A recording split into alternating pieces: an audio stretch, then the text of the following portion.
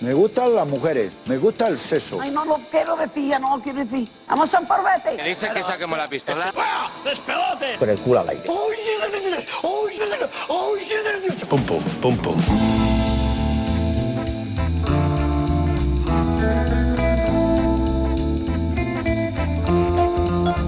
¿Qué tal? Bienvenidos, bienvenidas, bienvenides a un nuevo 10º episodio ya de Nepe. Yo soy Álvaro Cobarro y a mi lado está Elena, pero también hay alguien más que ahora presentaremos. ¿Qué tal, Elena? Buenos días, muy contenta. Tenemos invitada hoy. Sí, ¿no? Hoy no nos exponemos. Bueno, sí, nos vamos a exponer. Vamos a terminar hablando de nuestras intimidades, eso es así. Sí, es que no tenemos remedio, pero bueno, eso a la gente parece que le gusta. Para eso estamos. Así que estamos en ese punto.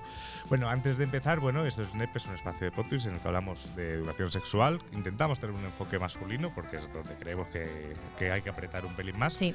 Y agradeceros a los que nos escucháis, a los que nos escucháis en todas las plataformas, en Spotify, Apple Podcasts, Evox, Amazon Music, alguno habrá también, en Podimo creo que también estamos. Y los que nos seguís en las redes. Uy.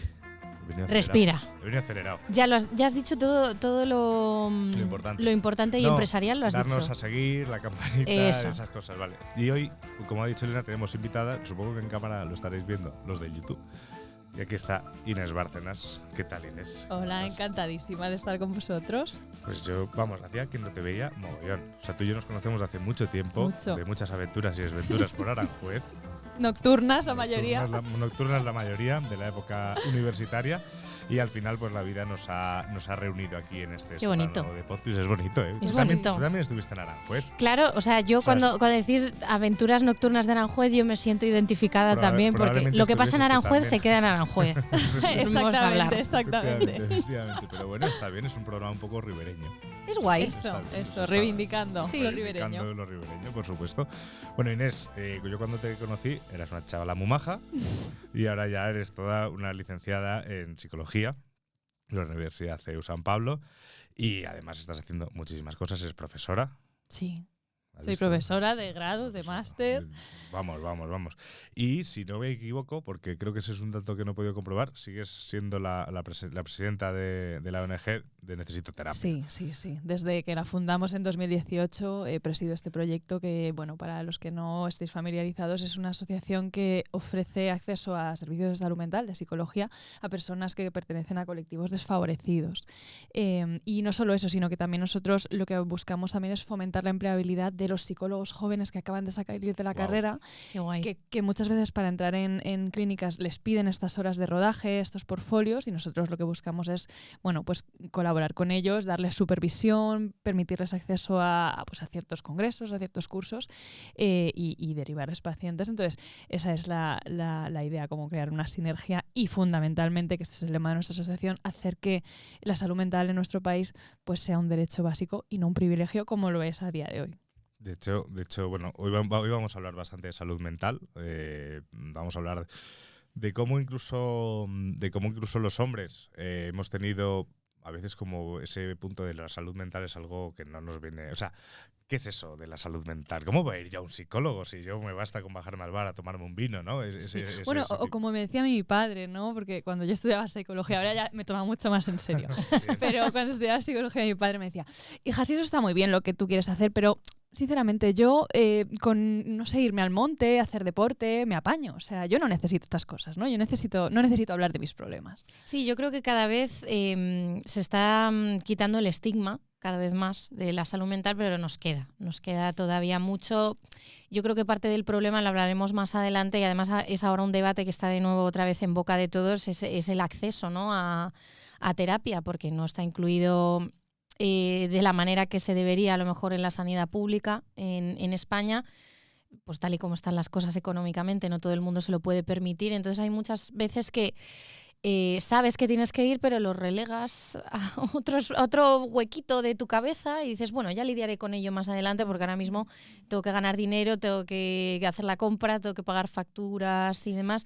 Entonces eso yo creo que está retrasando un poco el proceso, ¿no? De hacer que cada vez haya más gente que se anime a hablar con un psicoterapeuta. Sí, o sea, a ver, hay que decir de antemano que la situación de la salud mental en nuestro país, en la sanidad pública, es dramática.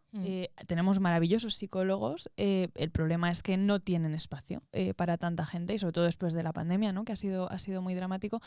Pero luego también creo que hay que cambiar ese nivel de prioridades. Hay gente que se compra el último iPhone y lo paga a plazos, pero no va a terapia. ¿Sabes? Claro, Entonces sí.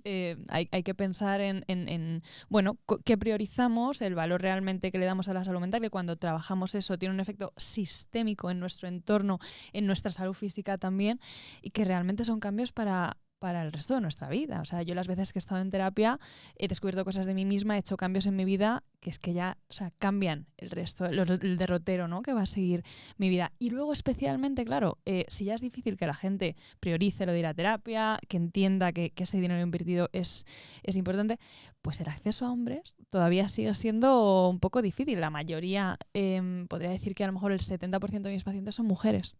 Aunque Claro. cada vez sí que vienen más hombres, eso sí es verdad, ¿eh? Y sorprendentemente, no solo hombres jóvenes, que son los que más, pero empiezan a venir hombres de 60, de 50, que es un trabajo que a mí me encanta, que luego, si queréis, hablamos más de esto, ¿no? De cómo es ese trabajo un poco diferente con los hombres. De hecho, se hizo viral justo esta semana, cuando esto saldrá el lunes, se hizo viral hace poquito, una carta a la directora en El País, que la voy a leer por si alguien no la ha visto, que es: esta semana un joven de 23 años, sin recursos económicos, ha acudido a un servicio de urgencias en un hospital público, absolutamente desesperado y con un alto riesgo de suicidio. Sale con la receta de un ansiolítico, de un antidepresivo que tardará unas 3 semanas en empezar a hacer efecto, y con la derivación al servicio de psicología a las 48 horas recibe una llamada para informarle de la fecha de su primera cita en psicología, que es el 15 de enero de 2024. Todo un mensaje desde la sanidad pública a sus usuarios. Si no dispones del dinero suficiente para pagar a un psicólogo privado, el suicidio se convierte en una alternativa aceptable. Wow. Es durísimo. Es durísimo, es dramático, es dramático. Sobre todo, o sea, que yo creo que todavía no hemos entendido. Bueno, la primera línea a día de hoy en nuestro país de tratamiento de las enfermedades mentales es la farmacológica. Obviamente es importante tomar fármacos cuando tenemos problemas de salud mental avanzados, o sea, eso que quede dicho, pero estamos medicalizando problemas que muchas veces no tienen nada que ver con lo médico, que tienen que ver con lo social, que tienen que ver con la manera en la que yo encaro mi vida, que tienen que ver con los traumas que arrastramos del pasado, y en estos casos la medicación es un parche. Y es algo que incluso puede perpetuar el problema y no ayudarnos a desarrollar las herramientas. O sea, que un tratamiento psicológico, pero un tratamiento psicológico de verdad, o sea, que sea periódico, que sea semanal, cada 2 semanas, no una vez cada 6 meses, que es o una vez cada 2 meses, que es lo que te puede atender el psicólogo en la seguridad social en la mayoría de sitios en España. Este tipo de tratamientos, como os he dicho antes, nos cambian de por vida. Nos ayudan a crear unas estructuras, unas comprensiones, unas maneras de relacionarnos, unas maneras de cuidarnos, de entendernos, que cambian nuestras estructuras cerebrales muchísimo más que un fármaco. Entonces, creo que hay algo que los políticos todavía no han entendido cuando hay... Pero y cada vez más de evidencia científica, sí. O sea, tenemos toneladas de evidencia científica que hablan de esto, ¿no? De los cambios que hace la psicoterapia, y sin embargo todavía no. O sea, yo sin entender realmente cómo funcionan según qué fármacos, o sea, yo soy de letras purísimas, o sea, no, en esas partes no tal, pero mi padre es médico, ¿no? Y mi padre a mí me explicó muchas veces que si yo tomaba, por ejemplo, una aspirina o un Enantium, simplemente un día que me dolía un poquito la cabeza, al final, o un antibiótico incluso, al final pues terminaba dejando de hacer un poco de efecto, necesitaría más dosis como tal. Entiendo que con los fármacos dedicados un poco más hacia ese tipo de problemas, entiendo que también, o sea, lo que tú dices de perpetuar va un poco por ahí, ¿o no? Sí, no con todos, es decir, porque hay distintos tipos de psicofármacos. No es lo mismo los fármacos que damos para una esquizofrenia que para la ansiedad, que son los ansiolíticos, las benzodiazepinas, que efectivamente son muy adictivos. No se pueden a día de hoy en la Seguridad Social los estamos recetando, vamos, a demanda y durante un periodo prolongadísimo de tiempo, cuando nosotros en la sanidad privada lo tratamos, los psiquiatras con los que yo trabajo siempre enfatizan eso, ¿no? Que esto es un tratamiento de acción que tiene que estar temporal, como muy, ¿no? sí, muy puesto con pinzas. Los antidepresivos no están así, es diferente. Pero yo me refiero más bien a un parche en cuanto a que todos estos psicofármacos son buenos y de hecho lo que nos dicen las guías clínicas es que la efectividad de un psicofármaco del tipo que sea con psicoterapia es, vamos, pero espectacular, espectacular, sobre todo en los casos más graves. Pero cuando la única línea de tratamiento o la principal es me encuentro mal, tengo insomnio, estoy deprimido, voy al médico y me pone un antidepresivo y no recibo ningún otro tratamiento o lo recibo una vez cada 6 meses, esto es un parche, esto es, o sea, sí recibo un fármaco que me va a hacer mantenerme algo, ¿no? Un poco como un robot, mantenerme funcional, Sí. pero es un parche, no me ayuda a cambiar las estructuras que me han hecho caer en depresión, a eso me refiero. Entiendo. Y si vamos un poco hacia la figura del hombre. O sea, yo personalmente, ¿no? Yo personalmente, por ejemplo, si tiro la vista atrás a los años en Aranjuez, por ejemplo, pues yo pasaba pues por un momento en el que buscaba muchas veces la fiesta o buscaba el alcohol como una vía de escape de muchas cosas. No me gustaba la carrera. Tenía suerte de estar rodeado de gente que sí que me quería. En ese sentido no me sentía desplazado, no me sentía tal. Pero a lo mejor en ese punto podría haber buscado ayuda de algún tipo. No lo hice porque ¿para qué? Soy joven, es tal, estoy en el principio. Es una racha, a veces piensas que es una racha y dices, bueno, efectivamente. Ya pasará. Luego pues fui avanzando, ya te conseguí terminar la carrera, estaba en un trabajo en el cual pues yo tampoco estaba a gusto. Sí que ahí sí que pasó un tema bastante que me marcó bastante, incluso me sigue marcando a día de hoy. Podría haber buscado ayuda. No lo hice. Pero es verdad que me recuperé más o menos yo con ejercicio, con cuidarme yo un poco a mí mismo, tanto en alimentación como todo, pues conseguí pasar para adelante. A medida que va avanzando el tiempo, incluso ya empiezo a tener personas en mi entorno que incluso me aconsejan, oye Álvaro, ¿por qué no pruebas a ir a terapia, ¿no? Por algunas cosas, inseguridades, por algún momento, no sé si muchas veces a mí me da miedo utilizar la palabra depresión si no estamos hablando de algo clínico, porque creo que también, a lo mejor, no sé si es una palabra que se ha democratizado mucho y se utiliza muy a la ligera, no lo sé. Y yo aún así seguía diciendo, no, pero yo, pues, si es que en el fondo yo soy muy analítico, incluso conmigo mismo, y termino conociéndome. Y resulta que, claro, va pasando el tiempo, yo nunca he ido a terapia, y desde hace un año y pico ya voy teniendo claro que, oye, es que tú solo a veces no puedes.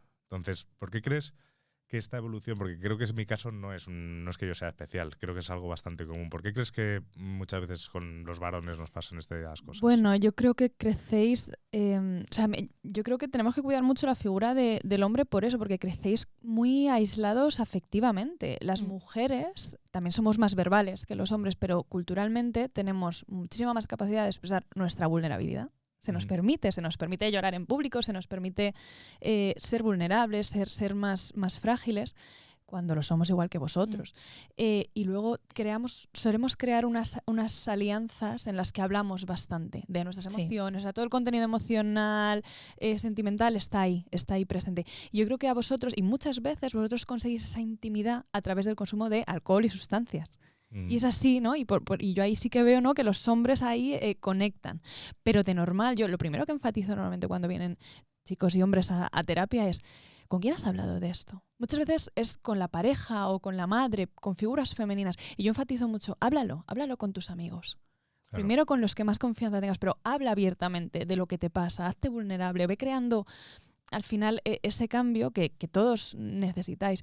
Yo creo que eso es algo, claro, que hace que, primero, vayáis como generando esa idea de que yo tengo que ser fuerte, yo tengo que ser invulnerable, yo tengo que dar la talla, y vais metiendo los problemas debajo de la alfombra hasta que ya no puede más. Y los hombres también tendéis a ser más externalizantes. La depresión en el hombre no se expresa igual que en la mujer. No, se expresa con rabia, con ira, con agresividad. No la expresáis igual que nosotras, y por eso muchas veces ni os dais cuenta. Porque no cumplís con los cánones eso de lo establecido de lo que es una depresión, de estar muy triste, no poder salir de la cama, porque es más a través de la agresividad. Pero yo creo que sí que estamos cambiando y que tenemos que enfatizar mucho, o sea, la expresión de la vulnerabilidad y la fragilidad masculina y crear espacios para ello y permitiros socialmente eso. Sí, es que a mí eso no es que me haga gracia, o sea, es una manera de hablar, pero es verdad que muchas veces se nos dice que las mujeres somos más emocionales porque es eso, expresamos la tristeza o la ansiedad de maneras muy diferentes cada mujer, pero es verdad que los hombres quizás cuando estáis ansiosos, cuando estáis nerviosos, pues hay algunos que gritan, otros que pegan, otros se vuelven agresivos, no se considera la rabia y la ira como una emoción. Ya. Igual vosotros sois igual de emocionales que nosotras, pero por los cánones que hay de feminidad y masculinidad, pues se tiende a expresar de una manera si eres un hombre o quien se considere hombre, y la mujer tiende a expresarlo de otra manera. Mira, a mí me pasa una cosa y es que, o sea, sí que es verdad que el inicio del tratamiento psicoterapéutico es un poco distinto con los hombres que con las mujeres, porque de media vosotros primero tenéis que ir quitando capas, ¿no? Y es como empezar a ayudaros a articular muchas veces una narrativa que la mujer ya normalmente viene con ella, ¿no? Y ya me cuenta todo lo que le ha pasado, o sea, ella ya sabe hablar de sus emociones. Entonces, con el hombre es primero empezar a traducir todo esto de emociones, pero si vamos quitando capas, lo que nos sucede, las cosas que nos suceden y que nos hacen daño a los seres humanos se reducen a muy pocas, ¿no? A heridas de abandono, a miedo a ser rechazado, la sensación de no ser suficiente, vergüenza, culpa, ¿no? O sea, nos parecemos mucho en el fondo, claro. pero claro, la manera de acceder a ello y de expresarlo es distinta.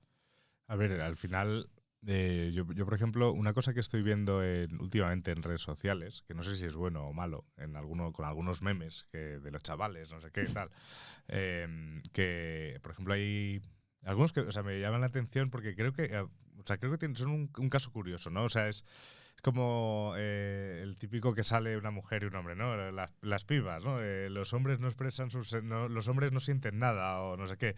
Los pibes llorando porque se ha muerto un personaje de un dibujo tal. Un futbolista. Hemos sido tal. No, bueno, pero no van tanto por ahí. Van incluso a momentos, yo que sé, la muerte de Mufasa, ¿no? Que los hombres, ostras, que nosotros también los sufrimos, ¿no? A lo mejor, ¿tú crees que en generaciones más jóvenes ya se empieza a nivelar esta capacidad de demostrar que también somos vulnerables? Sí, desde luego. O sea, yo con mis alumnos de la universidad lo veo, que ese estereotipo masculino que a lo mejor hemos visto en nuestros padres, incluso en hombres de nuestra generación, se va difuminando. Y yo veo que las diferencias aparentes entre hombres y mujeres en la generación Z se van difuminando. Y a mí eso me parece de verdad una oportunidad, o sea, de que cada individuo se encuentre y que todos nos permitamos la expresión de la vulnerabilidad. Yo creo que eso lo vemos en redes, ¿no? Que ya ahora está incluso de moda expresar la vulnerabilidad en redes. Sí, es verdad. Se vuelve viral.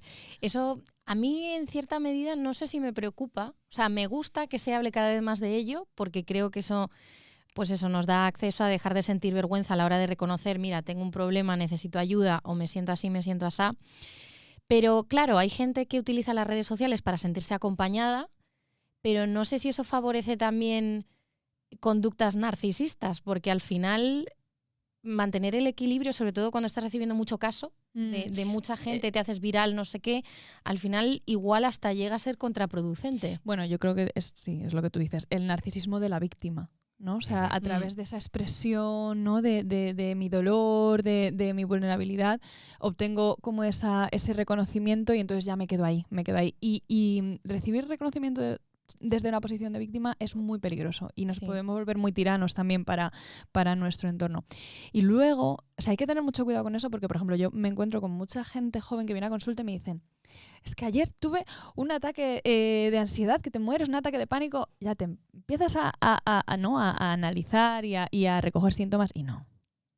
Claro. Estaban muy angustiados, ¿vale? Porque habían suspendido o porque habían discutido con sus padres, pero no habían tenido un ataque de pánico. Es que ahí es un poco lo que decía yo antes de una democratización de según qué términos, ¿no? La ansiedad, la depresión, claro. El ser tóxico. El ser tóxico, o sea, hay términos que se están, yo creo que... Creo que puede haber un punto en el que Claro, al final, si no se divulga correctamente sobre salud mental o incluso si la gente no va a terapia o conoce más de cerca ese tipo de situaciones, yo no te puedo decir firmemente que yo he estado deprimido, no lo sé. A lo mejor hablo contigo tranquilamente y me dices, sí, Álvaro, aquí probablemente lo estás, o a lo mejor ahora mismo lo estás. O no he tenido una ansiedad. Bueno, no sé, yo cada trimestre siendo autónomo me entra bastante Y más agobio. ahora, con cómo nos han subido la cuota, ¿no? Efectivamente, y más ahora. Pero claro, yo no sé si eso es clínicamente ansiedad. Sí que he estado cerca de personas que han tenido que han tenido clínicamente problemas de ansiedad, y al final es esa manera de, yo creo que es esa manera de expresarnos. El lenguaje cada vez es más importante, incluso cuando se está hablando del lenguaje inclusivo, pero claro, hablar a la ligera de, pues, me dio un ataque de ansiedad en un examen, o ay, qué ansiedad me da que no se aparte la gente en la escalera del metro, ¿no? Pues a lo mejor ¿tú crees que deberíamos cuidar un poco ese tipo de Yo creo que aquí hay dos temas. Uno es que muchos influencers se están haciendo como, ¿no? O sea, abanderados de la salud mental sin tener ni idea. Y los psicólogos muchas veces, a mí me pasa en redes, yo trato de estar activa en redes, pero el tipo de contenido que tengo que hacer, ¿no? Tan corto, tan por encima, al final hace que no lleguemos al punto de la cuestión. Y eso, ¿no? Que hay mucha gente divulgando que no tiene ni idea, entonces hay veces que hace flaco favor. Y luego, que creo que estamos como intentando escudar nuestro sufrimiento detrás de ciertas como entidades diagnósticas. Tengo depresión, tengo ansiedad, cuando realmente no hace falta. Dime que estabas muy angustiado, que estabas muy triste, que estabas muy frustrado, y eso ya es válido. No hace falta como ponernos etiquetas diagnósticas para validar nuestro sufrimiento. Claro. Y yo creo que muchas veces nos escondemos detrás de eso. Y una cosa que además creo que no sé si lo hablaste en alguna colaboración con You o en algún vídeo de los Reels que estás subiendo en Instagram, porque lo estuve mirando. Hay una cosa que además es que creo que le pasa a bastante gente, sobre todo lo de que mi dolor no es menos dolor que por muchos problemas que hay en el mundo. Yo también puedo estar mal, y a lo mejor pues lógicamente puede ser un problema del primer mundo, pero realmente no deja de ser un problema. O sea, que al final el dolor de cada uno es de cada uno y le afectará de la manera que le tenga que afectar, ¿no? O sea, al final la gente desde fuera no hay que decirle, oye, que la gente está peor. Bueno, no, es que eso es iatrogénico, ¿no? O sea, eso puede hacer mucho daño a la persona. Yo creo que tenemos que validar nuestro sufrimiento. Y a lo mejor es algo que, imagínate, ¿no? Simplemente he discutido con un compañero de trabajo, una cosa tonta, un roce, pero eso me genera un dolor y una angustia. Entonces, obviamente no hay que sobredimensionarlo, pero hay que validar, oye, ¿qué me ha pasado? A lo mejor es que me ha recordado a no sé cuántas cosas pasadas que me han sucedido en mi infancia, a una situación de bullying, a una situación en la que me he sentido muy apartado, muy juzgado, y ese dolor del pasado se ha reactivado en el presente, por ejemplo. Claro. Y claro, no podemos estar como invalidando nuestro sufrimiento continuamente pensando en que hay niños muriendo todo el rato en África. No, o sea, yo creo que hay que validarlo y asentarnos sobre él. Pero sobre todo también, oye, si uno está sufriendo, coger la rienda, responsabilizarse. ¿Qué voy a hacer con esto? Claro, eso es un concepto que se ha puesto ahora muy de moda, el de la responsabilidad afectiva. Sí. Lo que pasa es que creo que no se entiende del todo bien. Sí, o sea, como yo lo entiendo, porque es verdad que en nuestros manuales diagnósticos, o sea, esto es diferente. Muy nuevo y muy de redes, y no, tú hablas del DSM, que es nuestro manual, y no aparece responsabilidad afectiva. Pero bueno, lo que entendemos es como la empatía y la capacidad de entender que las acciones que yo emprendo en una relación, que las relaciones, o sea, nosotros ahora mismo tenemos una relación, ¿vale? Influyen e impactan en el otro. Es una capacidad fundamental que en psicología llamamos de mentalización, de entender cómo mis acciones van a influir emocionalmente en el otro, que es como un punto más allá de la empatía. Y eso es a lo que alude fundamentalmente la responsabilidad afectiva, y yo creo que es un concepto importante ahora que tenemos, bueno, pues todas estas relaciones tan líquidas, todo este tema de las relaciones, no las dating apps, las relaciones online, entender que el ghosting, ¿no? Todo el tipo de abuso emocional que se da derivado de esto. Y yo creo que es un concepto que nos ayuda a navegar estas nuevas relaciones, pues a veces tan esporádicas, a veces tan ¿no? O sea, solamente a través de la tecnología. Y yo creo que está bien que lo empleemos, pero tampoco nos podemos pasar. Luego hay veces veces que oye, pues mira, no que se contestas. exigen Sí, determinadas cosas a la gente como demasiado... sí, Que igual no tienes un vínculo todavía tan íntimo, tan cercano con la persona como para exigirle según qué respuestas o actitudes y demás. O sea, supongo que todo es aprender a llevarlo.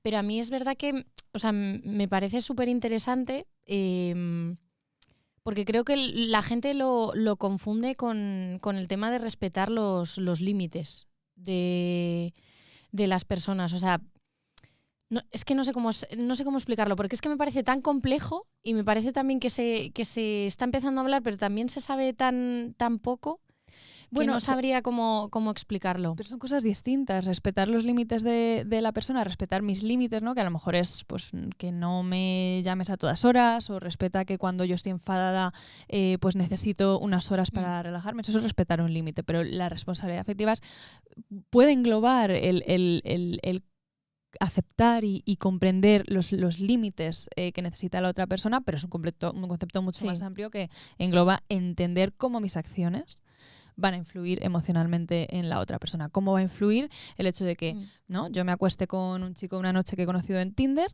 que todo vaya genial y que no vuelva a contestarle un mensaje nunca jamás, en lugar de decirle, oye, mira que lo hemos pasado genial, pero que creo que esto no va a funcionar? Que a veces la responsabilidad afectiva a veces es tan sencilla como eso, ¿no? Contestar un WhatsApp. Sí. O sea, al final, incluso si estamos hablando de relaciones, ya una relación sentimental, claro, al final yo como me he visto a lo mejor en algún momento o cómo he estado últimamente, ¿no? De decir, ostras, al final yo, al menos como me planteo yo mi vida, tal, yo necesito tener siempre unas bases, unas bases controladas, unos cimientos, ¿no? Y una vez que tengo eso controlado ya puedo empezar a pensar si puedo tener una relación o no puedo tener una relación, porque considero que, o al menos como me han educado o lo que yo he visto en casa, es que si necesito, para poder tener una relación yo tengo que tener una estabilidad, yo tengo que tener una tranquilidad, porque es que si no, no voy a responder. ¿Tú crees que al final es más un poco la frase esa de que para poder tener una relación te tienes que querer mucho? Mira, yo estoy un poco, o sea, tengo un poco de duda con esto, porque yo creo que ahora cada vez más, que también somos cada vez más individualistas, esta idea del amor propio y tal, nos hacemos un poco de lío con esto porque, la autoestima no nos la labramos, no somos hombres y mujeres hechos a nosotros mismos en cuestión de autoestima. ¿No? Cuando somos bebés no nacemos con autoestima, eso lo aprendemos a través de la interacción, a través de la mirada de nuestros padres y de nuestras figuras relevantes de apego. Y eso se va manteniendo así a lo largo. Esa primera chispa la encienden las personas relevantes en la infancia y se va manteniendo a través de nuestra vida. Nosotros también tenemos que hacer por mantener ese buen autoconcepto, por cuidarnos, por esforzarnos, por mejorar. Pero la autoestima viene fundamentalmente también de la calidez de las miradas de los demás.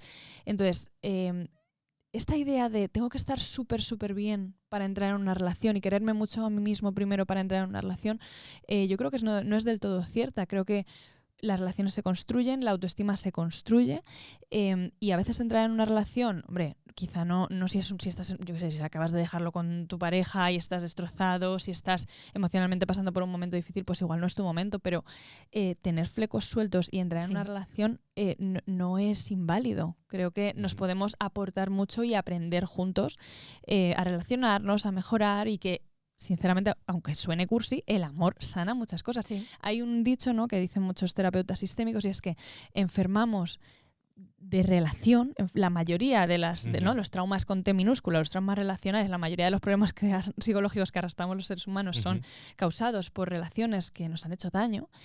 Entonces, enfermamos de relación y curamos en relación, que es el principio básico de la psicoterapia, por eso no nos podemos hacer terapia nosotros mismos, y por eso existen muchas relaciones sentimentales, de amistad, familiares, incluso laborales, que son curativas para nosotros, que nos enseñan a ver otras facetas de nosotros mismos y a relacionarnos de forma muchísimo más sana con nosotros mismos y con nuestro entorno. Entonces, yo creo que no tenemos que estar súper bien, ser lo más guays para entrar en una relación. Además es que la autoestima es algo que fluctúa, ¿no? Con el tiempo y las circunstancias y bueno, y cómo vas llevando tu vida. Y esto lo hablábamos en el episodio de los complejos. Que es verdad que yo estoy completamente de acuerdo que es verdad que tú a la hora de entrar en una relación, pues tienes que por lo menos saber lo que no te gusta, lo que te gusta, dónde están tus límites y trabajar todos los días en superar los traumas y los complejos y demás. Pero es verdad que no tengo por qué estar al 100% para estar en una relación, porque al final, al meterme en una relación con una persona, esa persona me puede ayudar a mí. Es precisamente lo que estabas comentando tú, que yo no te voy a responsabilizar de todos mis traumas, ni tú me vas a tener que aguantar según qué cosas simplemente porque yo tengo un trauma o tengo un complejo, pero me puedes ayudar durante el proceso en el que yo voy poco a poco deshaciéndome de esas cosas. Es que si tengo que esperar hasta estar al 100%, es que a lo mejor nunca sucede, nunca estoy al 100%. Y yo creo en esa línea, justamente a los hombres os cuesta mucho más haceros vulnerables en una relación. O sea, nosotras yo creo que enseguida sí que nos permitimos, a lo mejor, ¿no? Por eso de que el hombre también contiene más a la mujer, pero os cuesta mucho haceros vulnerables normalmente al principio en una relación. O sea, ¿te refieres al que nos cuesta mucho hacernos vulnerables? ¿Te refieres a que por ejemplo, como que, sobre todo al principio de una relación, como no, estoy perfectamente... Hacer partícipe a la persona de tus traumas, yo te ¿no? puedo cuidar, yo te puedo proteger, ¿no? Ese tipo de construcciones, ¿te refieres Exactamente, a eso, ¿no? sí, como yo puedo ser tu breadwinner y a mí no me pasa nada, cuando yo creo que las mujeres somos mucho más abiertas a la hora de contar las cosas que nos han pasado, si lo estamos pasando mal por algo, y vosotros yo creo que tenéis esa idea tan errónea de tengo que ser como suficientemente hombre, fíjate, como para gustarle a ella y ser válido para que ella quiera tener una relación conmigo. Claro. Por ejemplo, y otra cosa que es que al final las redes sociales son bueno, para unas cosas son guays, no iba a decir maravillosas, guays, dejémoslo ahí, y para otras cosas son un nido de mierda muy gordo. O sea, entonces yo veía, por ejemplo, el otro día, claro, es que de hecho lo hablábamos, ¿te acuerdas cuando estuvimos hablando en el programa de Ligar? Que hablábamos pues de que había según qué figuras, sobre todo en TikTok, que se refería, que además se dirigían a como personas, el decálogo de cómo se liga. muy jóvenes, en plan de tú quieres seducir a una dama, tal, no sé qué, pues tal. Y me acuerdo que vi una cosa el otro día, no me acuerdo si fue en formato meme o en formato TikTok, que me pareció terrible, sobre todo para el público que estaba dirigido, que era si alguna vez tú hablas con una mujer y lloras delante de una mujer, o sea que le explicas que tienes un problema y lloras delante de una mujer, entras automáticamente en la friendzone, esa mujer nunca te va a ver como una posible pareja. O sea, cuando vi eso, dije, ¡ay, Dios mío! Es alucinante, por favor que le cierren la cuenta a esa persona. Sí. Claro, pero es un mensaje que está ahí. Sí, no. Y que claro. sigue estando, efectivamente. Incluso yo creo que también está en el cine. Bueno, en el cine a lo mejor cada vez poco a poco hay historias en las que el hombre también se muestra vulnerable y no solo por la pérdida de la amada. Sobre todo en plataformas como Netflix y estas que son más modernas, que como hacen producciones propias, pues están como incluyendo las narrativas ahora que se están poniendo de moda en redes sociales y demás. Igual al cine le falta un poquito. Bueno, a ver, teniendo en cuenta que el cine cada vez se consume más en plataformas. O sea, yo hablo de cine en general. O sea, me refiero al cine a la ficción o tal. O sea, que se intenta crear ese referente también de, oye, que no pasa nada. ¿Sabes? Claro, referentes de hombres vulnerables, y yo creo que es necesario. Tenéis que tener referentes de hombres que hablan de sus problemas, que muestran sus emociones. Vamos a pensar en cuántas veces hemos visto llorar a nuestros padres. Cuando ha muerto algún familiar, sinceramente. Sí. O de emoción cuando yo me he graduado, cosas así. Y te acuerdas perfectamente porque son tan pocas. Sí. Imaginaos, y estamos hablando de que tenemos, o sea, el mismo sistema límbico y la misma amígdala, que es el centro de nuestro cerebro encargado de nuestras emociones. Es igual, las mujeres prácticamente segregamos hormonas distintas, por supuesto, pero sentimos igual. Y a nuestros padres solamente les hemos visto visto llorar unas pocas veces en nuestra vida. Entonces, ¿cuánta represión? Que luego muchas veces por eso a vosotros se os diagnostica mucho más o sufrís mucho más de trastornos somáticos. Somatizáis mucho más, porque todo lo que no se expresa emocionalmente, verbalmente, se expresa a través del cuerpo. Claro, es como cuando Homer intenta controlar la ira y le van saliendo los bultitos, ¿no? Pues tal y cual. hasta que Bart le hace Sí. la última broma y ¡puf! Explota Springfield. Sí, o sea, si no queremos que explote la ciudad en la que vives en algún momento, pues no está mal mostrarte tal. Y me ha gustado antes que has dicho que cuando hablabas de que hay relaciones que terminan siendo incluso curativas, Total. el dar como, no sé si dar de aquí la enhorabuena a todas esas personas, las gracias a todas esas personas que en algún momento, sin darse cuenta, porque muchas veces esas personas no se dan cuenta, preguntan a alguien, a algún amigo o a una amiga suya, ¿qué tal estás? O, oye, me he acordado de ti porque iba por la calle y he visto este jersey que llevabas el otro día. O, mira esta canción, cómo mola. Ese tipo de cosas que muchas veces parecen ser insignificantes, a la gente le ayuda muchísimo. O sea, yo una cosa que no sé si lo copié de alguien o me gusta hacerlo mucho cuando iba a hacer una entrevista. De hecho, hice un trabajo que era hablar con altos directivos de grandes empresas del IBEX sobre temas de solidaridad, lo estábamos hablando, y la primera pregunta que hacía yo siempre era: hola, fulanito, ¿qué tal? ¿Cómo va todo? Y se quedaban así, como, ostras, esto no me lo esperaba. Nadie me ha preguntado O sea, esto en... ¿Pero esto se está grabando ya? Y yo, sí, es la primera pregunta. ¿Qué tal estás? O sea, hemos pasado una pandemia, hemos pasado no muchas sabes ni qué cosas. O contestar. sea, ¿qué tal estás? ¿Todo bien? O sea, y se quedaban la gente... O sea, nos preguntamos poco el qué tal. O sea, se ha convertido casi como un beso al salir, Preguntamos ¿sabes? poco y además no queremos molestar. Por eso siempre la respuesta estándar es, no, todo bien, normal. O estás hecha una mierda a lo mejor desde hace 2 meses.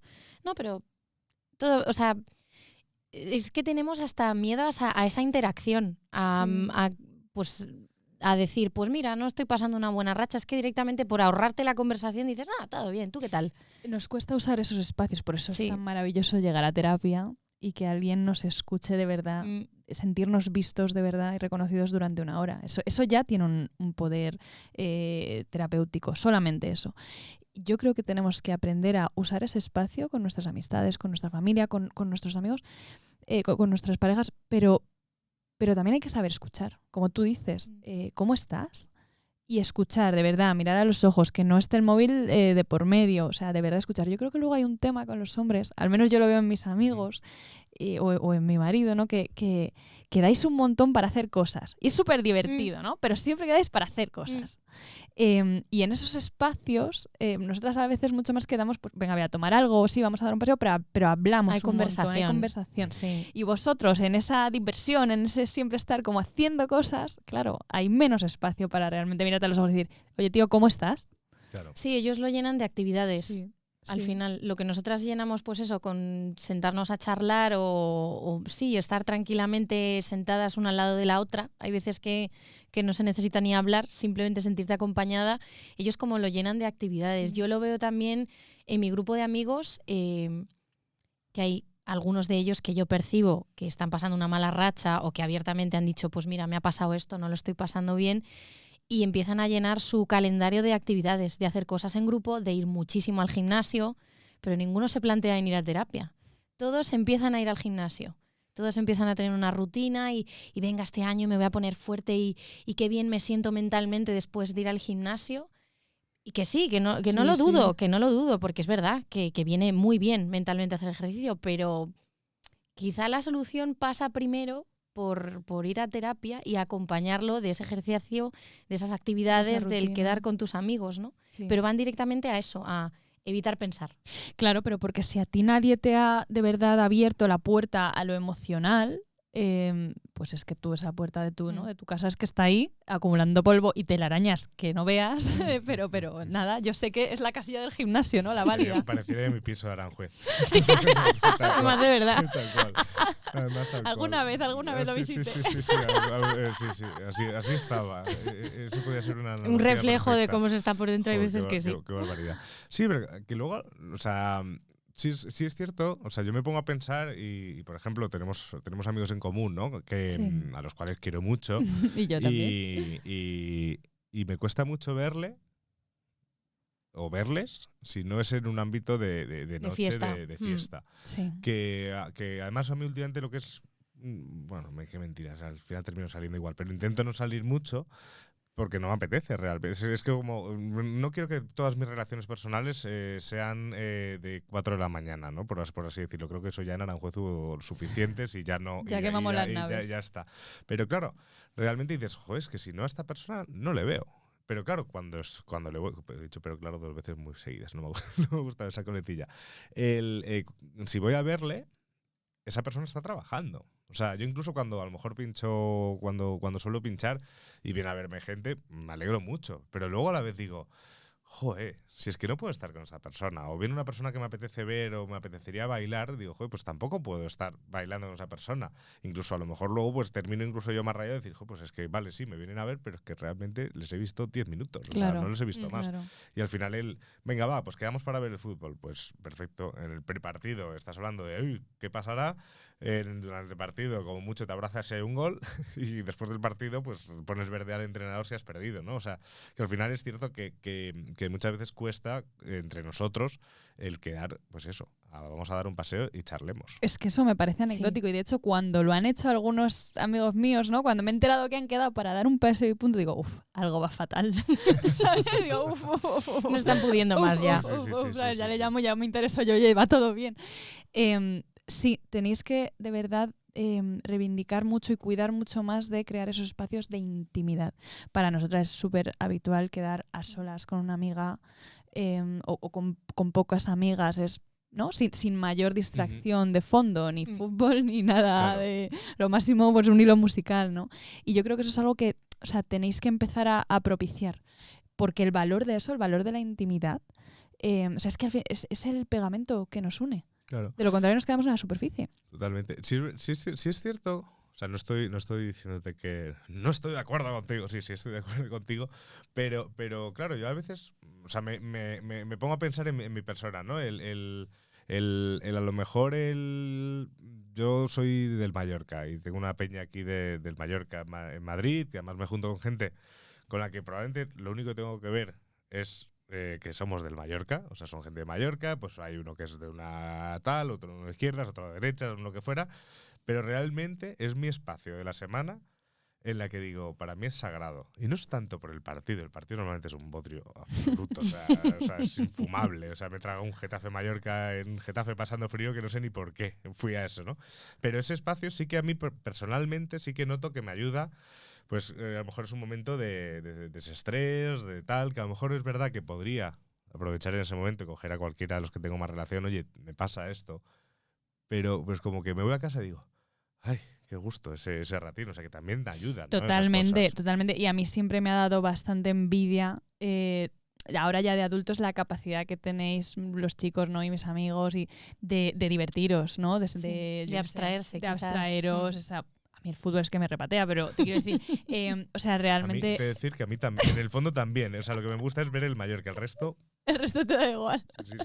Pero esa capacidad, ¿no? Como de divertiros tanto, a mí eso me encanta, y yo creo que nosotras a veces necesitamos como un poco cambiar ese chip, o ir, no sé, jugar al pádel o hacer cosas, ¿no? A mí me cuesta mucho sacar a mis amigas a hacer algo distinto que no sea quedar a hablar y a contarnos nuestras vidas. La introspección todo el rato tampoco es buena. Sí, somos muy intensas.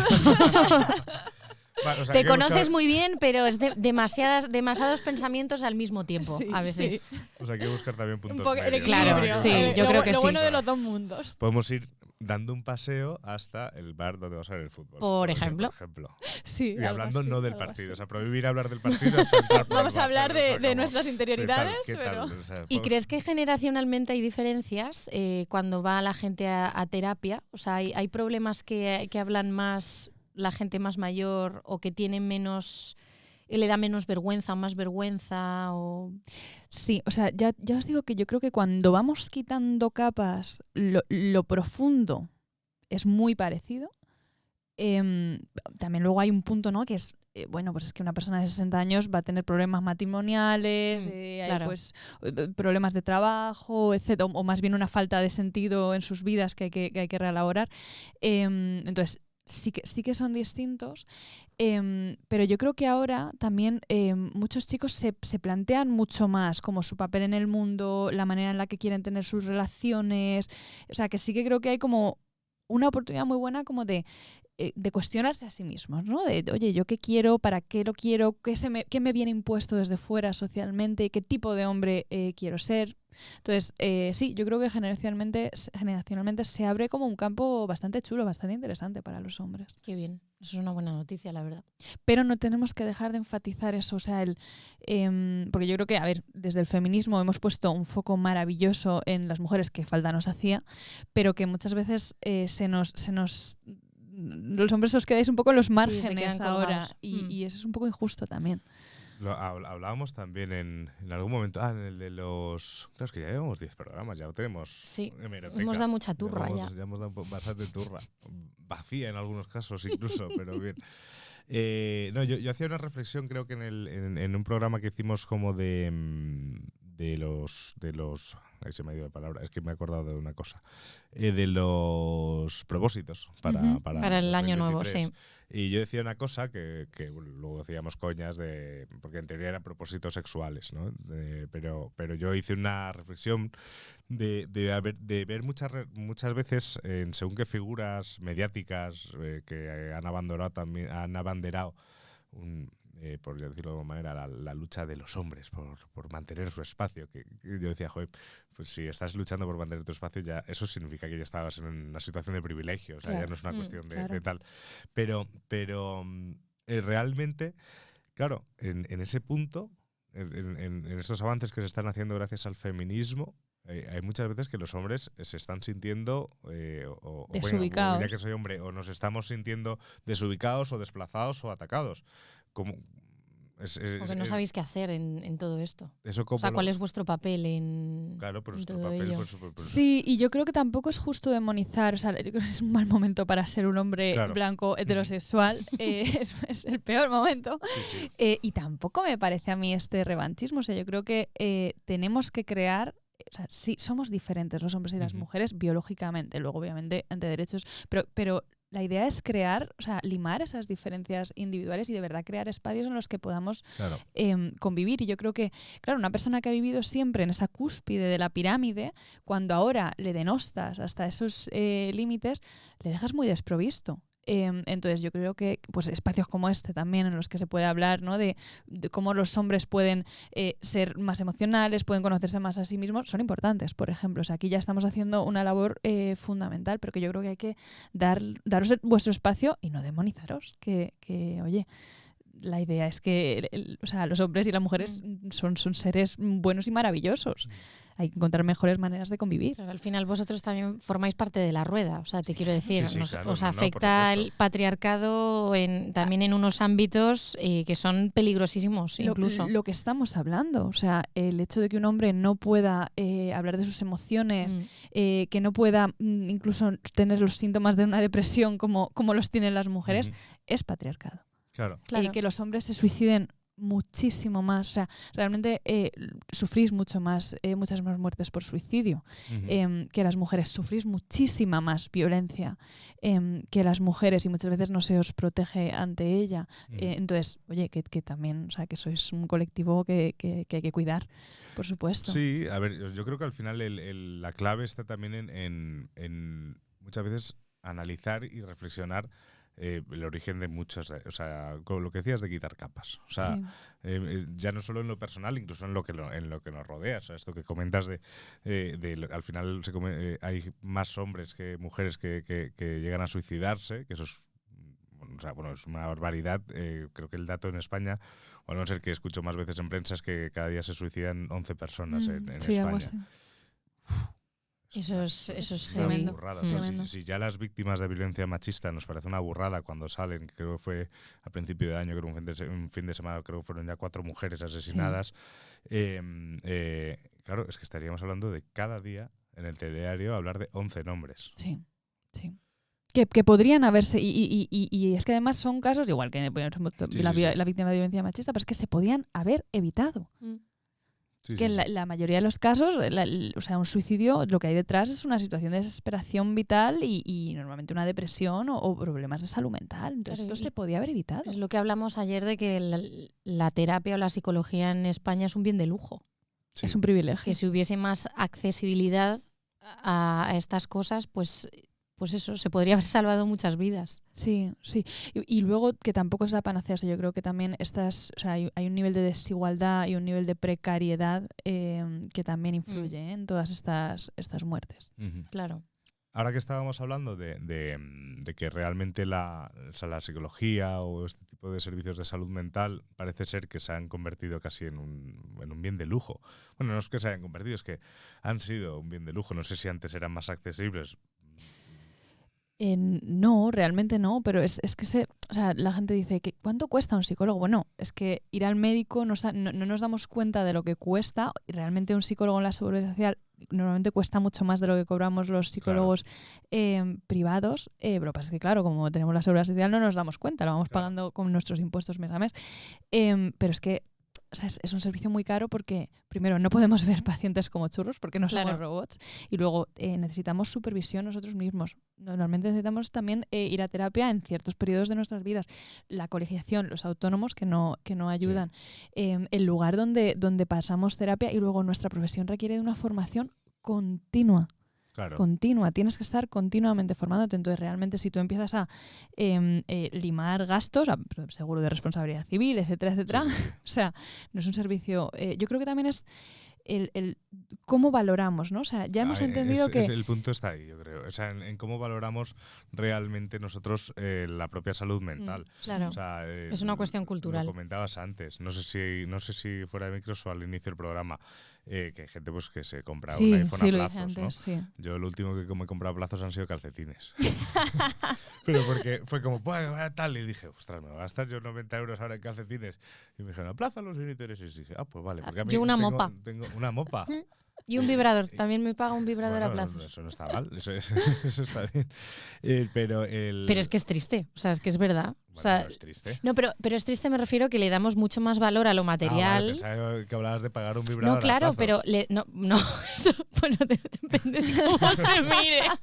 Claro, Es un poco triste, sí. No, pero me refiero que, o sea, ya fuera de coña, es que le damos tanta importancia a lo material, al aparentar que tenemos un nivel, un estilo de vida, un no sé qué, que en realidad tratar de arreglar esos problemas que tenemos en nuestro propio estilo de vida. Mira, y que ya te pongo un ejemplo. Las clínicas estéticas están llenas de gente pinchándose botox y hialurónico, que es muchísimo, muchísimo más caro que un tratamiento psicológico. Y ahí sí que, no, o sea, sí, es verdad. Sí. Yo creo que en España también en concreto vivimos mucho de cara afuera, a la apariencia. Pero sin embargo, yo sinceramente, lo mejor que he hecho en mi vida, aparte, bueno, sí, de casarme y estas cosas, ¿vale? Y estudiar psicología, es ir a terapia. Lo mejor. O sea, y ya os digo, es que es algo que ya luego nadie te puede quitar. O sea, es una... ¿no? El botox se va, el hialurónico se va, pero la psicoterapia de verdad que hace unos cambios fundamentales y profundos que te quedas para el resto de tu vida. O sea, es una inversión a futuro. Claro. O sea, yo creo que al final hablar de bien de lujo, ¿vale? O sea, creo que estaría bien que la gente tuviese claro que un bien de lujo, al menos como yo lo concibo, no es porque considere que los profesionales podríais cobrar más barato. Eso no, porque al final realmente en la medicina privada se ve también. Y cobran mucho más que nosotros, realmente claro, los psicólogos. Y al final estamos hablando de que, claro, en la sanidad en España tenemos un sistema mixto de sanidad pública y sanidad privada. Es que hice un TFM de ese punto.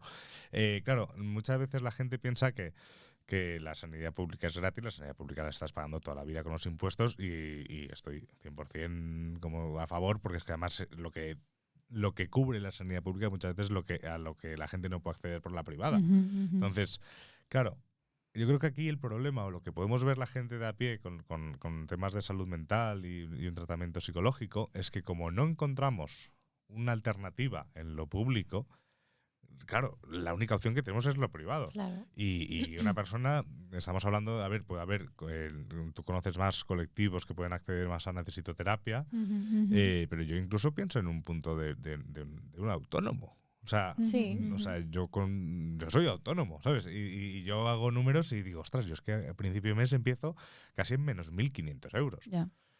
Sí. Dices, vale, sí, me puedo quitar de más cosas, podría regar hasta tal, pero dices, ostras, es que no, a lo mejor no me puedo plantear. Sí, a lo mejor una sesión mensual sí me la puedo plantear, pero una sesión semanal, que a lo mejor es lo que haría falta en un inicio, no lo sé. Inicialmente sí. Inicialmente, También sí, ¿no? os digo, hay mucha variabilidad de precios y normalmente cobramos más a medida que vamos ganando especialización. Claro. Yo llevo ya 10 años ejerciendo la psicoterapia y no cobro lo mismo ahora que lo que cobraba el primer Claro. año de ejercer. Entonces, muchas veces, si no podemos acceder a un profesional como mucho más especializado, podemos acudir a personas que están Claro. rodando, que realmente empezar a rodar como psicólogo significa que ya llevas 7 años Sí, o sea, especializándote en que eso, no es, ¿vale? O sea, que no es una persona que coge una cámara de vídeo por primera vez. No, o sea, y eso que hay llevan 2 tenerlo claro. años de máster y con prácticas y, o sea, no vas a ser, desde luego, el primer paciente que atiendan y estas personas normalmente cobran algo menos. Entonces, que yo creo que hay muchas posibilidades y, bueno, luego asociaciones como Necesito Terapia, que son una opción.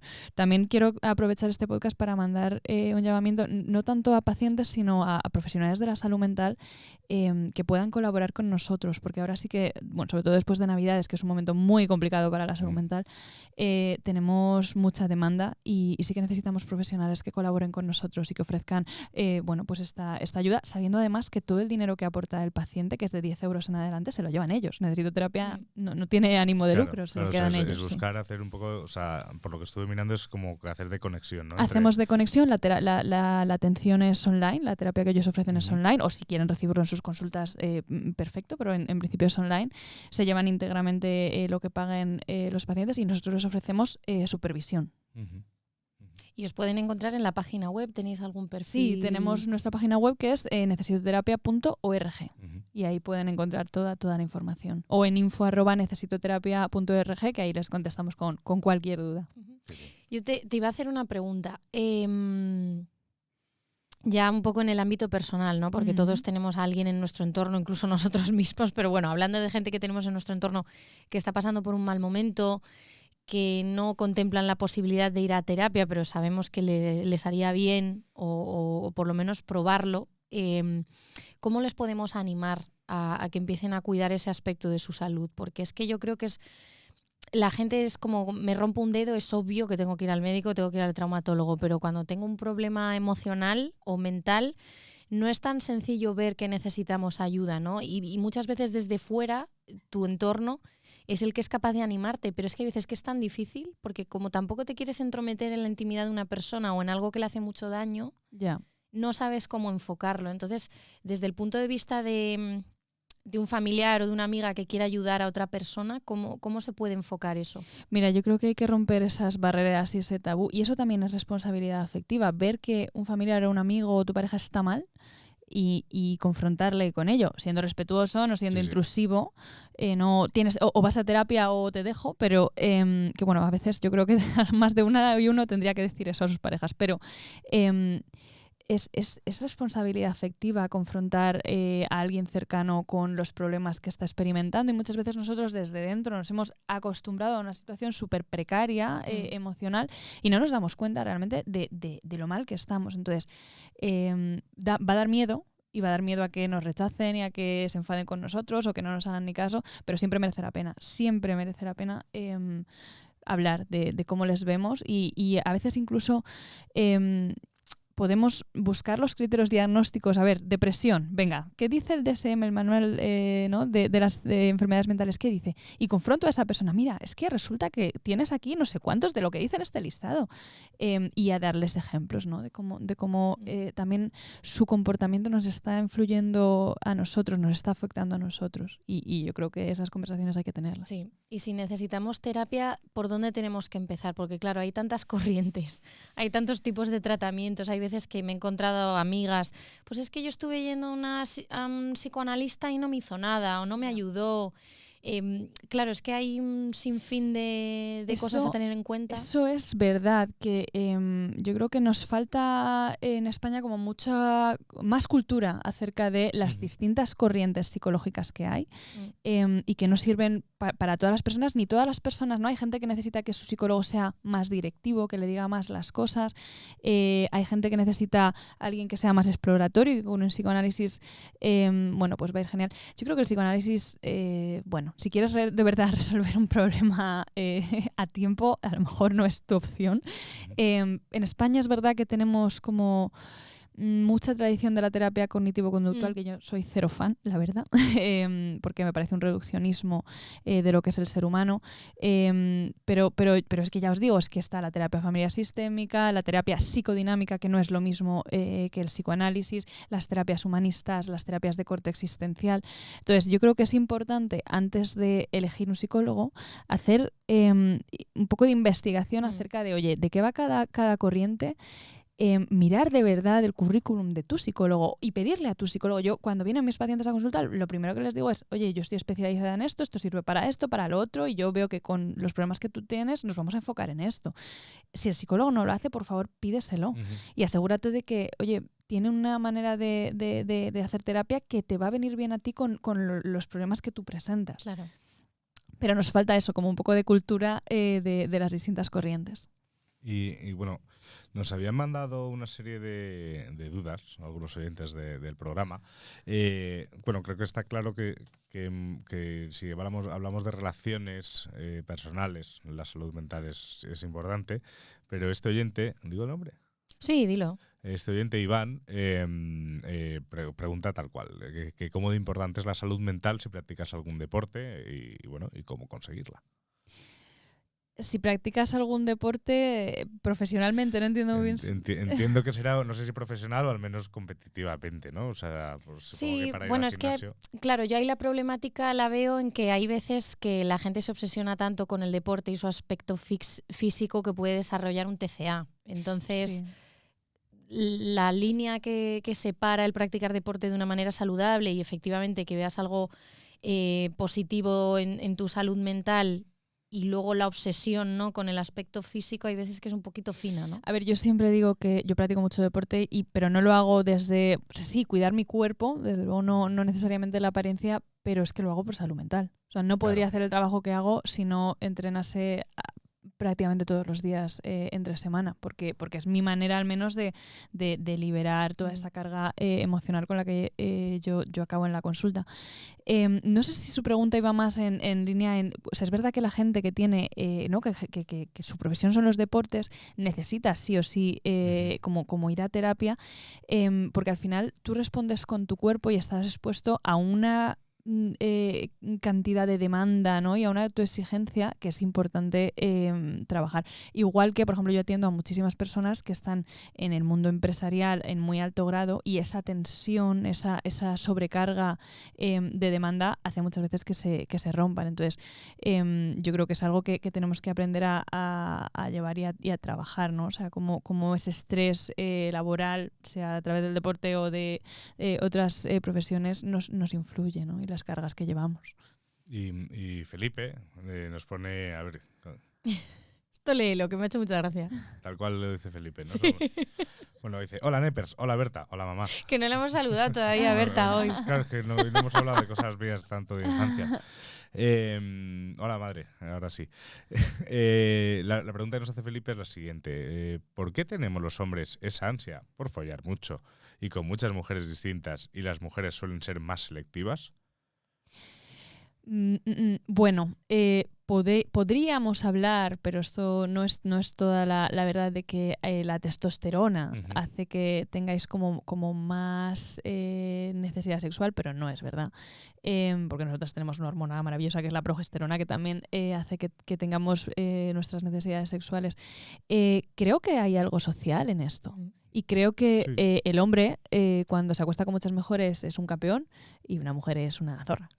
Entonces, también hay algo que media, ¿no? Y luego, biológicamente, obviamente hemos conseguido la píldora, que fue propició la primera ola del feminismo y cambió nuestras vidas para bien definitivamente, pero biológicamente también hemos aprendido a ser mucho más selectivas. O sea, si nos ponemos aquí modo antropólogos, etólogos, porque nos podemos quedar embarazadas y porque, oye, queremos que nuestros genes, ¿no? Los genes de nuestros vástagos, pues sean de alguien válido. Pero creo que fundamentalmente es algo social. Sí. Yo creo que sí. Sí, porque al final... Muy unido al concepto de masculinidad y de cómo la expresas. Sí. Incluso lo hablábamos con Ana Lombardía en el segundo programa de Nepe, que que realmente ya incluso en una vida de pareja que siempre se ha puesto en televisión como, ay, vosotras sois las que os duele la cabeza y nosotros siempre tenemos ganas, no es así. O sea, de hecho, incluso conozco varios casos, entre los cuales me puedo incluir, que a medida que avanza la relación, suelen ser más vosotros, o sea, sois ser más vosotras las que a lo mejor tenéis algo más de ganar y nosotros los que estamos como, ay, es que vengo cansado. Pero Álvaro, yo creo que al muy alto porcentaje de esas mujeres a las que le dolía la cabeza es porque su marido no sabía cómo también, estimularlas adecuadamente. Puede ser. Sí, sí, Yo eso me lo encuentro mucho en mujeres que me cuentan que nunca han tenido un orgasmo con sus parejas, porque desgraciadamente los hombres no han entendido cómo funciona la sexualidad femenina. Claro. Entre otras cosas, pues a culpa del porno, ¿no? Que es como la manera en la que nos Ellos educan. no lo entienden y nosotras, que esto también lo hemos hablado, no lo comunicamos Sí, es que tampoco es tabú, bien. pero Nos da porque como vergüencita. A las mujeres se nos enseña que tenemos que satisfacer. Claro. Eso es. Entonces, ¿cómo voy a decir que esto que me estás haciendo más bien me hace daño? O costillas, ¿no? Sí, tal cual. Sí. No, y luego muchos hombres que se lo toman a mal, ¿no? Que el ego, oye, que les cuesta, ¿no? Procesar eso cuando, oye, pues es que no nacemos aprendidos, ¿no? O sea, efectivamente, y a veces que hace falta cardio, que eso también lo digo yo mucho. Hay que ir al gimnasio. Porque te pega un tirón en la pierna, que eso es mi mayor miedo dentro de una relación sexual, un tirón en la pierna.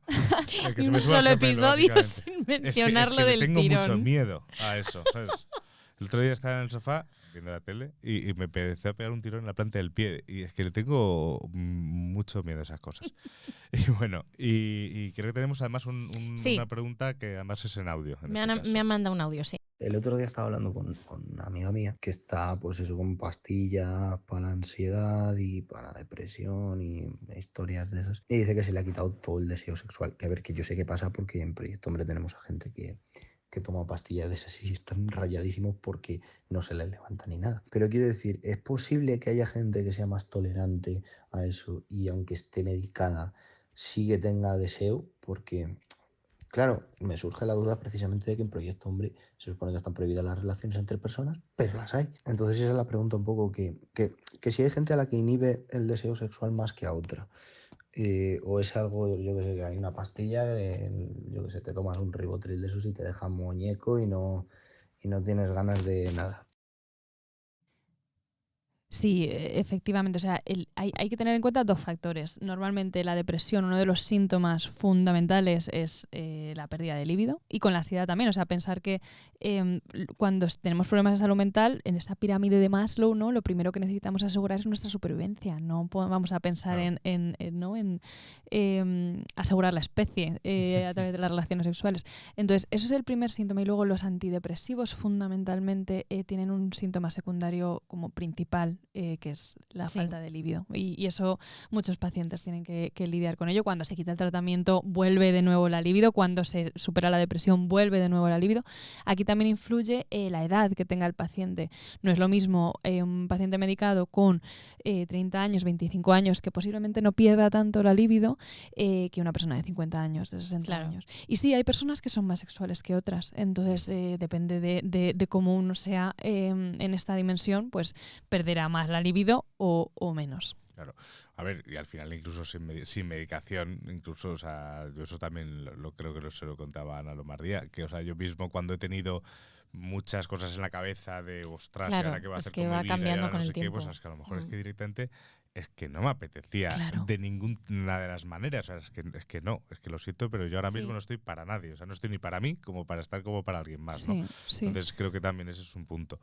Quiero hacer un inciso porque en la pregunta anterior me he quedado con algo que me acaba de volver y es cómo usáis muchas veces los hombres las relaciones sexuales. Vale. El otro día tenía una conversación con un paciente que lo acaba de dejar con su pareja y entonces está ya acostándose con un montón de chicas. No puede evitarlo, ¿no? Y yo me veía en sesión tratando de explicarle, ¿no? ¿Por qué no? A un chico de 23 años, oye, ¿por qué esto no es la mejor idea? Y él como que me rebatía, como diciéndome, pero ¿qué es esto, no? Si es que yo necesito estar en el mercado, necesito...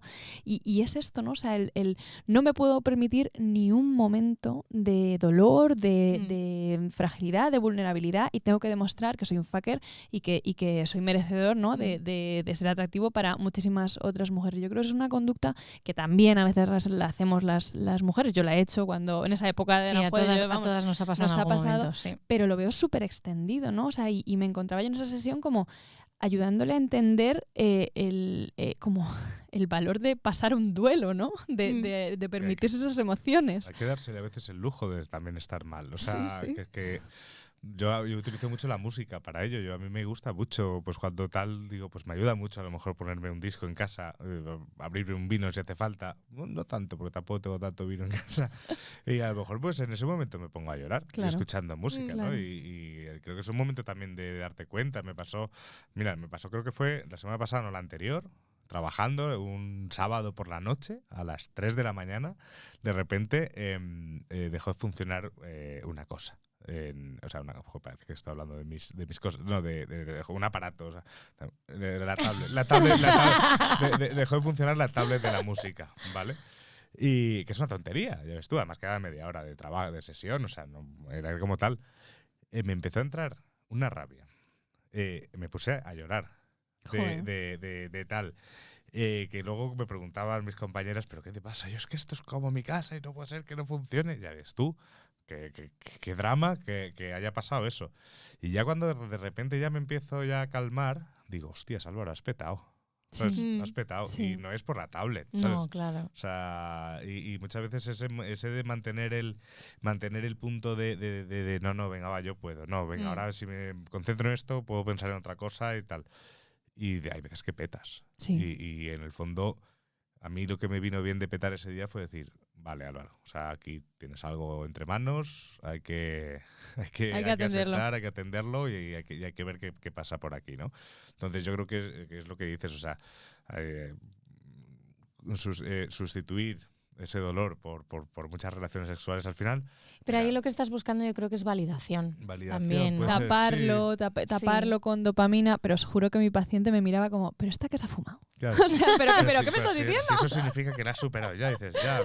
También no sé, o sea, supongo que las personas implicadas en esas relaciones sexuales a lo mejor no les gusta saber que está siendo Un medio para un fin. Un medio Sí. para un fin, ¿sabes? A lo Sí, mejor sí, pero encuentras a alguien por era, ahí. o sea, yo me encontré, ya os digo, es un chico joven, pero Ujú. y no es el único, ¿no? Con el que a veces me encuentro como diciendo, pero, qué nivel de educación como emocional tan básico de lo que es un duelo, Claro. de por qué si lo acabo de dejar con mi novia de 2 años, lo mejor no es que me acueste con lo primero que se me ponga por delante No, claro. todos los fines de semana, ni a lo mejor cogerme unas borracheras enormes porque tengo que dar paso a mis emociones que van a ser muy dolorosas. Tenemos mucha aversión al sufrimiento. También. Claro, eso es un poco se englobaría dentro de lo que es la inteligencia emocional, ¿no? Sí. Pero eso es algo que... Esto es una pregunta de verdad por curiosidad, porque es verdad que hay gente que es más empática que otra, pero es algo que podemos trabajar en ello, mejorar nuestra inteligencia emocional, o sea, y cómo lo podemos enfocar. 100%.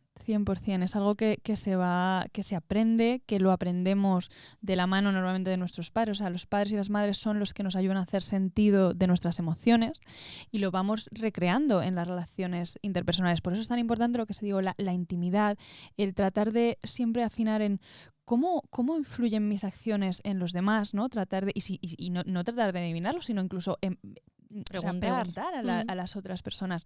Y yo creo que eso es algo que tenemos que ejercitar. En todo el rato, observar cómo siento yo la tristeza, la rabia, ¿no? o la frustración, cómo se expresa eso en mi cuerpo, cuándo suelo sentirlo. La psicoterapia es el mejor entrenamiento, sinceramente, para la inteligencia emocional. Pues Inés, muchísimas gracias, Sí. de verdad. A vosotros, O sea, me encanta estar aquí. No. Además me hace mucha gracia porque Elena y yo, normalmente cuando hacemos NEPE, pues siempre tiramos mucho del humor y tal. Y ya nos pasó con Paco Tomás que de repente nos sentamos y decimos, vale, esto nos va a venir Jo, es bien. que nos pegó un repaso Paco Tomás Esto que va a nos venir hacía bien. falta, ¿eh? No, nos va a venir bien y que hayas venido tú, o sea, te lo agradezco de corazón. Eso sí, además es verdad que Sí, es fue súper fácil. interesante. Y espero pues que cuando quieras venir por aquí, pues también Yo puedes volver. O encantada. sea, eso por supuesto. Si te quiere contactar alguien por redes o por Sí, incluso por psicoterapia, podéis contactarme a través de Instagram en @InesBarcenaspsicología o en inesbarcenaspsicología@gmail.com y yo ahí os contesto a todo lo que queráis saber. Y muchísimas gracias. Me encanta vuestro ti. proyecto, de verdad. Muchas gracias porque estás muy liada, estás haciendo muchas cosas, por sacar un huequillo para Por hablar con supuesto. nosotros. Y bueno, a ver si es verdad, a ver si vamos rompiendo tabúes y vamos haciendo pues que cada vez los hombres os abráis un poquitito Bueno, para eso más. están, Un para pelín. ir abriendo puertas. Claro. Eso es la historia. Sí. Pues Inés, muchísimas gracias. Un besazo. A los que nos escucháis, pues también, gracias por llegar hasta aquí. Recordad de seguirnos, Elena. 10º programa, Décimo ¿eh? programa. A los mandos ha estado Josu Piris, que ahí no tenemos cámara, pero ahí nos guiña el ojo. y nada, pues nos escuchamos la semana que viene. Chao, Con chao, más chao, cosas. chao.